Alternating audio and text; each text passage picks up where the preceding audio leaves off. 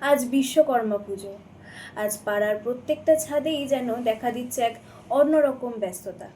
কারোর হাতে লাটাই ঘুড়ি বা কারোর হাতে মাঞ্জা দড়ি।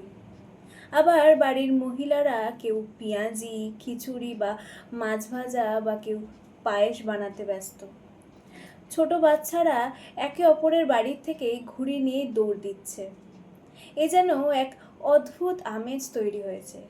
আবার পাড়ার মোড়ে ঢাকের একটা আওয়াজ ভেসে আসছে। চারিদিকটা পুজোয় রমরম করছে। কিন্তু এত আনন্দের মাঝেও একটা অদ্ভুত দম বন্ধ করা বাস্তবতা লুকিয়ে আছে, জানেন তো?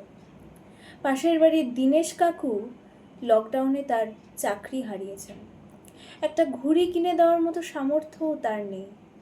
তাই তার ছোট ছেলে সোহাগ এই দিনে জানলা দরজা বন্ধ করে রাখে, নিজেকে ঘরের মধ্যে বন্দি করে রাখে। তার আকাশ দেখতে ভালো লাগে না। তবে আজ সকালেই এক অদ্ভুত দৃশ্যের সম্মুখীন হয়েছি আমরা সকলে। দীনেশ কাকু হাতে কিছু ঘুড়ি আর লাটাই নিয়ে ছাদে উঠেছেন। তার মুখে এক অদ্ভুত তৃপ্তির হাসি, জানেন তো? তিনি বললেন, বাবার ঘুড়ি আজ আকাশ ছোঁবে। যতই কষ্ট থাকুক, বিশ্বকর্মার আশীর্বাদে আমি কোনোদিনই আমার ছেলেকে কষ্ট পেতে দেব না। ছেলের মুখে আমি হাসি ফোটাবই। বিশ্বাস করুন, আমরা সকলে খুবই আনন্দ পেয়েছিলাম।